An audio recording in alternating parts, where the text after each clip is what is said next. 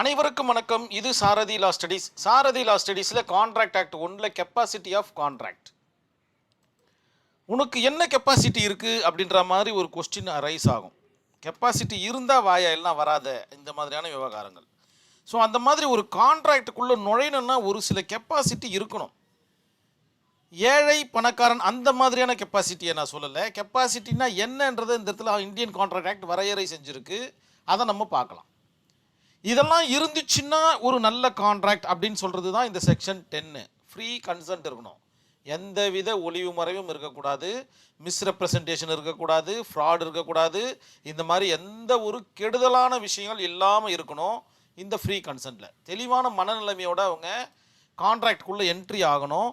எல்லா விவகாரங்களும் அவர்களுக்கு தெரிந்திருக்க வேண்டும் இரு தரப்பினருக்கும் அப்படின்ற கான்செப்ட் தான். கன்சிடரேஷன் இருக்கணும். If no consideration is void அப்படின்ற மாதிரி சொல்லியாச்சு. So without consideration is void ab initio அப்படின்ற ஒரு கான்செப்டில் கூட அதை கொண்டு வரலாம். லாஃபுல் ஆப்ஜெக்ட் இருக்கணும். மேலே சொன்ன கான்செப்ட் எல்லாமே இதற்கும் பொருந்தும். கண்டிப்பாக பார்த்தீங்கன்னா தேவையில்லாத இல்லீகல் கான்செப்டுக்கு ஒரு கான்ட்ராக்ட் உருவாகுமே ஆனால் அது ஒரு நல்ல கெப்பாசிட்டியான கான்ட்ராக்டாக இருக்க முடியாது. ஸோ செக்ஷன் 10 ஃபுல்ஃபில் ஆகுது அப்படின்னா அந்த கான்ட்ராக்ட் குட் அப்படின்ற மாதிரி அர்த்தம். இதை எல்லாமே நீங்கள் தனித்தனியாக ப்ரீஃபாக எழுதணும். கன்சிடரேஷன் அதாவது கெப்பாசிட்டி ஆஃப் கான்ட்ராக்ட்னு கேட்டாங்கன்னா இதை ப்ரீஃபாக எழுதணும், இதை ப்ரீஃபாக எழுதணும், இதை ப்ரீஃபாக எழுதணும் செக்ஷன் 10. இதற்கு பிறகு அந்த வீடியோலாம் வரும் 1 by 1. நீங்கள் ஃபுல்லாக பார்த்துட்டிங்கன்னா கான்ட்ராக்ட் ஆக்ட் ஒன்றுமே இல்லாத போயிடும். மிக எளிமையாக உங்களுக்கு புரிய வந்துடும். செக்ஷன் 11 என்ன சொல்லுது அப்படின்னு பார்த்தீங்கன்னா இந்த மாதிரியான நபர்கள் பார்த்தீங்கன்னா கான்ட்ராக்ட் ஆக்டுக்கு ஒத்து வரக்கூடிய நபர்கள் அப்படின்ற மாதிரி சொல்லுது. மேஜராக இருக்கணும், மைனராக இருக்கக்கூடாது, சவுண்டு மெயின்டாக இருக்கணும், குவாலிஃபைட்ஸ் பை லா சட்டத்தால் எந்த விதத்துலையும் பார்த்தீங்கன்னா அவங்க குவாலிஃபைடாக இல்லாமல் இருக்கக்கூடாது, குடிச்சிட்டு இருக்கக்கூடாது, நல்லா ஃபுல்லாக ட்ரிங்க் பண்ணிகிட்டு இருப்பாங்க. அந்த நேரத்தில் கான்ட்ராக்டில் வந்து சைன் வாங்கினா அது செல்லுமா அப்படின்னு கேட்டிங்கன்னா செல்லாது அப்படின்ற மாதிரி.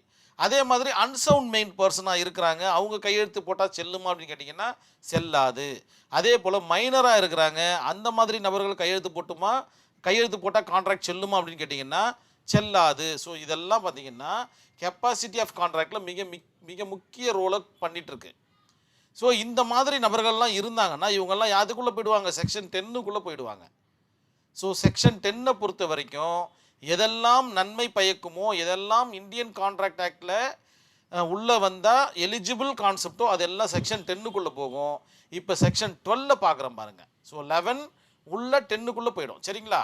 செக்ஷன் 12 என்ன சொல்லுதுன்னா அன்சவுண்ட் மைண்ட் இதெல்லாம் இருந்துச்சுன்னா கான்ட்ராக்ட் செல்லாது. இவங்கெல்லாம் பார்த்தீங்கன்னா கெப்பாசிட்டி இல்லாத பர்சன், அன்கெப்பாசிட்டி பர்சன் அப்படின்ற மாதிரி சொல்லப்படுது. அன்சவுண்ட் மைண்ட் இருக்கக்கூடாது. நம்ம இந்த இடத்துல பேசுறது அப்படியே ஆப்போசிட் பண்ணிட்டு இருக்கோம், அவ்வளோதான். புத்தி பேதலித்த நபர்கள் கான்ட்ராக்டுக்கும் அவர்களுக்கும் எந்தவித வேலையும் கிடையாது. நீங்கள் சைன் போடுறீங்களான்னா அவர் நான் சைன் போடுறேன் போட மாட்டேன் ஏதோ ஒன்று சொல்லுவார். ஆனால் அதற்குள்ளே இருக்கிற ஆர்டிகல்ஸ்லாம் அவங்களுக்கு எதுவும் தெரியாது. தெரிந்தாலும் புரிந்து கொள்ள முடியாத அளவிற்குள்ள இருப்பாங்க. லுனாட்டிக் அண்ட் இன்சான் பர்சன் கிட்டத்தட்ட எல்லாமே சேம் தான். திடீர்னு அவங்களுக்கு புத்தி நல்லா இருக்கும், திடீர்னு பார்த்தீங்கன்னா புத்தி சுவாதீனம் இல்லாத போயிடும். ஏலியன் எனிமி அதாவது நம்ம நாட்டோடைய போர் புரியக்கூடிய அந்த நாட்டு நபர்களுடன் நீங்கள் கான்ட்ராக்ட் போட்டிங்கன்னா அது செக்ஷன் 12 அண்டரில் வந்துடும். அது கெப்பாசிட்டி ஆஃப் கான்ட்ராக்டில் வராது. இன்சால்வெண்ட் நொடிப்பு நிலையை அடைந்து விட்டார், அவரிடம் இருந்த பணம் எல்லாம் கரைந்து விட்டது, நிர்கதியாக நிற்கிறார், அவங்கக்கிட்ட போய்ட்டு ஒரு கான்ட்ராக்ட் போட்டிங்கன்னா அது செல்லாது.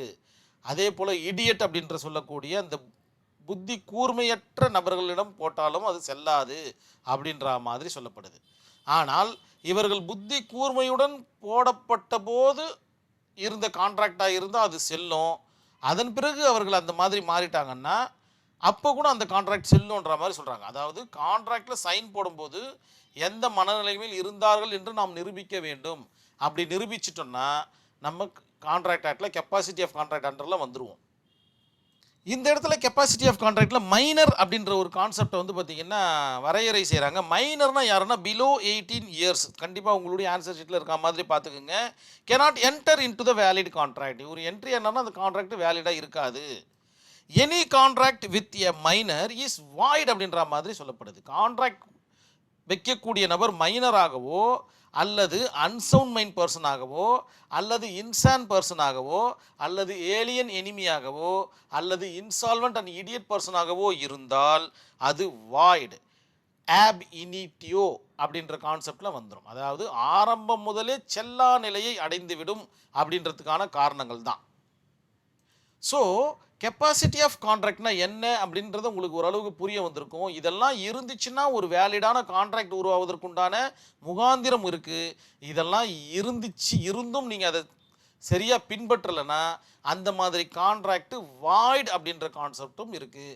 ஸோ 2 பிரிவாக நீங்கள் எழுதியாகணும் இந்த ஆன்சரை. மொஹரி பிபி ஒரு கேஸ் ஸ்டடி பாருங்கள். மொஹரி பிபி வெர்சஸ் தர்மதாஸ் கோஷ். இதுக்கு முன்னாடி இந்த கேஸ் ஸ்டடி நம்ம டிஸ்கஸ் பண்ணியாச்சு. இதற்கு முந்தின வீடியோவை பாருங்கள். அது மட்டும் இல்லாமல் இதை மட்டும் ஃபுல் வீடியோவாக நாங்கள் போடுறேன் நான் இன்னும் கொஞ்சம் வீடியோ போனதுக்கு அப்புறமா.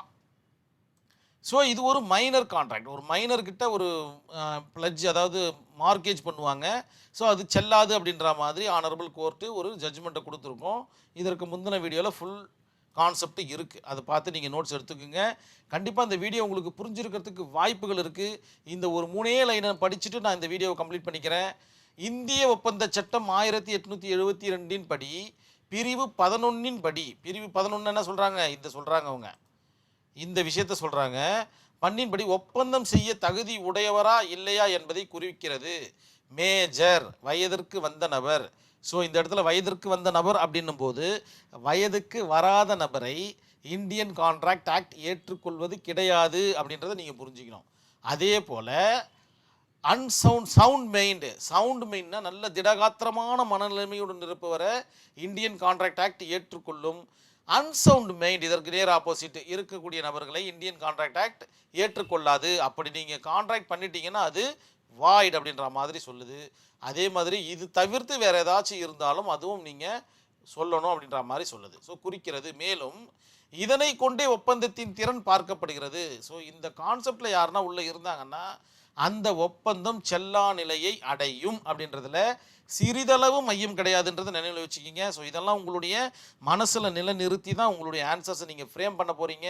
கண்டிப்பாக பண்ணுவீங்கன்ற நம்பிக்கையோட சாரதி லா ஸ்டடீஸ் இந்த வீடியோவை கம்ப்ளீட் பண்ணிக்குது. நன்றி, வணக்கம்.